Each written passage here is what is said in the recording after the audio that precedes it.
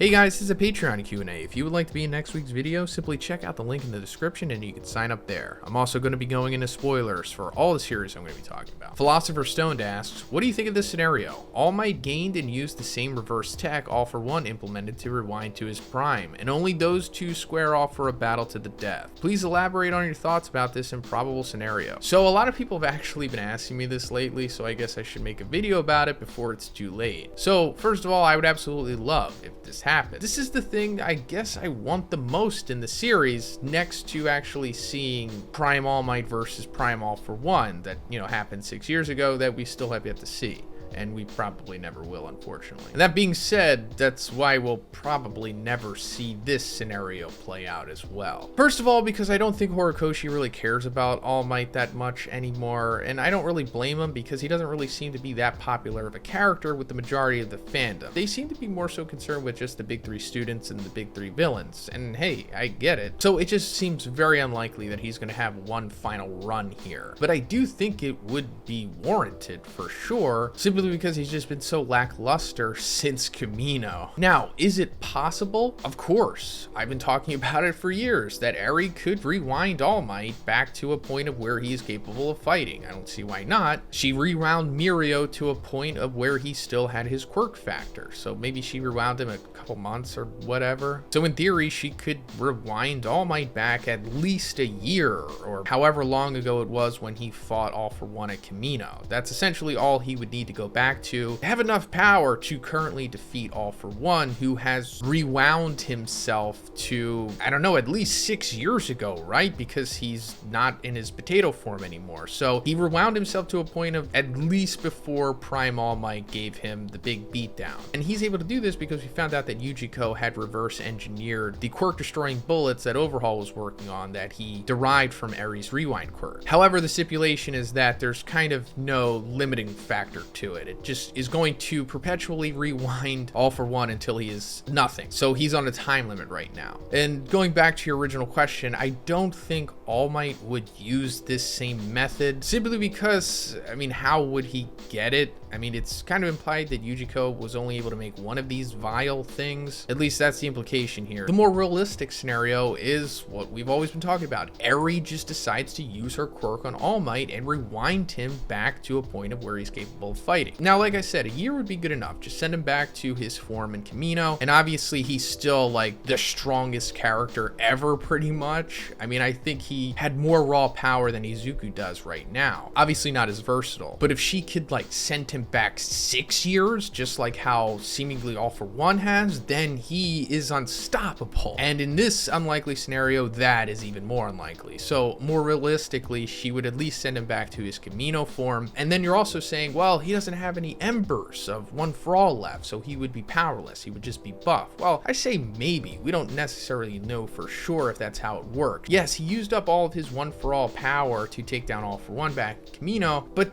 I don't know if that necessarily means he doesn't have his quirk factor anymore. It's never really fully been explained, so we don't understand how that works. But I assume that he at least has a shell of the quirk factor or something, right? He still has One for All in him, even if he doesn't have any juice left in it. So I don't see why Eri just couldn't rewind him back to a point of where it still had embers in it and he had enough power to just do what he did in Camino. And also he could always get the vestige power up, which he's used multiple times in the series. And that whole aspect still works, so I don't see why he wouldn't be able to use it here. But I think a very fitting aspect to Eri rewinding him would be that he undergoes the same stipulations that All for One has. When Eri uses her quirk, something happens and she's like, I can't stop it. And he's put under the same time limit that All for One is. He's rewound back a year, but it's going to keep going, and he will eventually turn to nothingness as well. So it comes down to All Might and All for One facing off against each other while they're both rewinding to nothingness. And it essentially comes down to who can win before the other disappears first. And of course, in this scenario, All Might eventually defeats him, and that's his final heroic moment, saving everyone from the ultimate evil, which was his big goal aside from becoming the symbol of peace anyway. And then in All Might's final moment, he raises his left arm as he just disappears into nothingness. And another reason why this would be fitting is because it's not All Might necessarily stealing Izuku's thunder here, but just finishing the job that he started and then finally just fully passing the torch to Izuku, because we know know that All for One is just going to transfer his consciousness to Shigaraki, so that's Izuku's big final fight, and this was kind of just a big penultimate moment for the audience, and it also fulfills Night Eye's prophecy about All Might dying. No, it's not necessarily the gruesome one that he foresaw, but at least it just meets the requirement of him just dying. Charlie C asks, been watching you since you had like 5k subs, so I thought it was about time I supported you on Patreon. Hey, thank you, Charlie. I really do appreciate your very long support here. My question is, have you read any Chainsaw Man, and do you plan on watching it and covering it on the channel when the anime comes out? So yes and yes. I'm currently reading Chainsaw Man. I'm almost through it, and I will be covering the anime when it comes out, which I think is October 11th.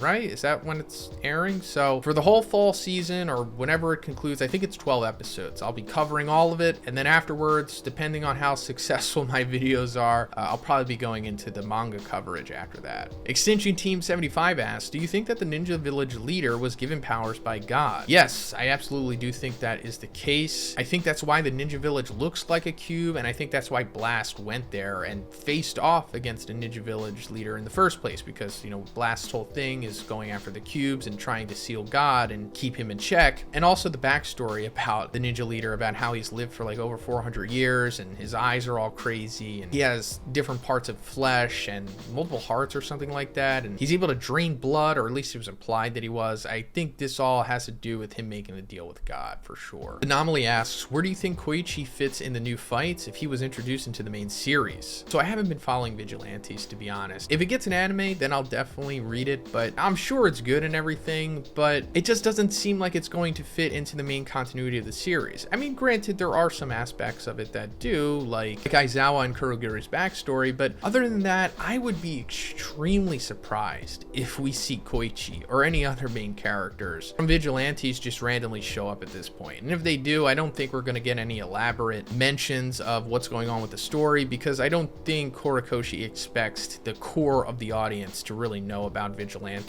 So I don't know how Koichi fits in, or if he realistically ever would, to be honest. If we're lucky, we'll see like one panel or two panels of him or something. Mr. Toby 1018 asks, do you think we'll see a monster fight Suiryu in the future just to set up a redemption arc for Garo? Have him fight a god avatar version of Suiryu as a nod to Cosmic Fear mode. So I don't think it's going to be Suiryu. He doesn't seem to be on the verge of monsterizing or being able to accept God's influence, because he didn't even accept to eat the monster cell from Goketsu when he was pretty much on death's door. And even when Bakuzan was about to kill him, he still fought back by like breaking his toe. So I think Suiryu has a pretty strong resolve for being like a lazy playboy or whatever he is. But it is possible that this could happen with another character, and that could be Garo's redemption. MajinBoros asks, do you think the Cruel Dragon Temple and the altar with God on it is connected? So yeah, absolutely. They are connected for sure.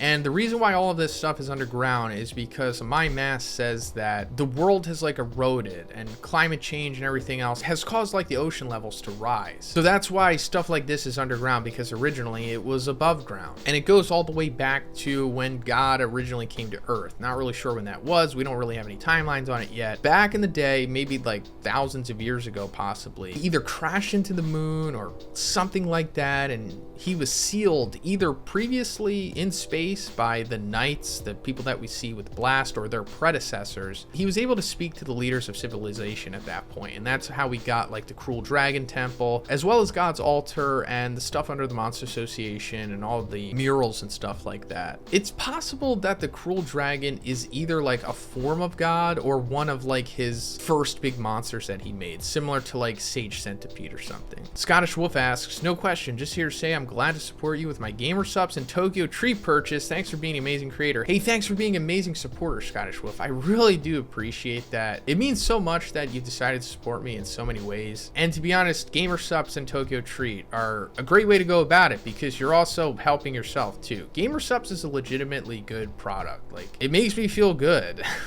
And Tokyo Treat, I love it. It's like, as it says, a treat like every month. Like, I love getting that box. So I hope it's brought joy to you as well, my friend. Popcorn Chicken asks, who would you rank as the weakest dragons in One Punch Man? It still seems like Bakuzan is kind of at the bottom, right? And then after him would be like Phoenix Man, kind of. Obviously not Brilliant Eagle, but he doesn't exist right now, although I think he'll come back eventually.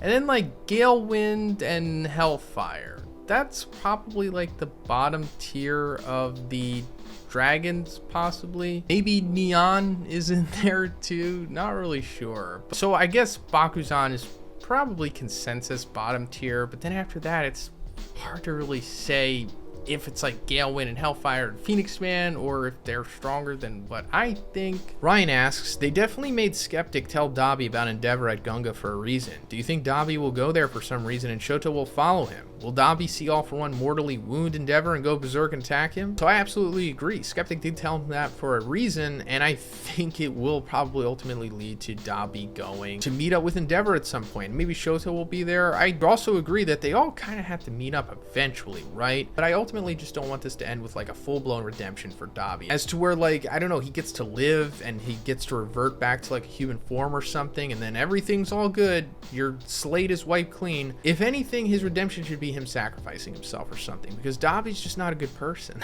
and he always kind of has been bad. Yeah, I mean, yeah, he grew up in not so much of a good environment, but so did Shoto, and he didn't turn out like Dabi. But yeah, this does seem to ultimately end with Endeavor, Shoto, and Dabi all coming together. But I'm not really sure if All For One kills Endeavor, but I wouldn't be surprised if he does, or at least puts him on his deathbed, and then that's when Shoto and Dabi come to him. Then they have like his final death speech to them or something. Little Ferrari asks, can't think of a battle manga question, so what did you think of the Gon versus Toivasa fight? If you watch it, I did, and it was amazing. It was like a perfect example of like the current dichotomy of the UFC heavyweights right now. You have like the bigger, softer, tactical brawler, I guess, if you will, going against the new, leaner tactician in Gon. And Gon was just like a sniper with those kicks. It was just really awesome to see this level of skill at heavyweight nowadays. But it's also still fun to see Toivasa just throw those bombs despite just being picked apart and still being able to finish the fight with that crazy power. I mean, it was one of the best fights this year so far, easily. But yeah, that's pretty much it for the video today, guys. I want to thank all of my patrons for continuing to support me, guys. Thank you so much. I really do appreciate it. And once again, if you would like to be in next week's video, simply check out the link in the description. You can sign up there.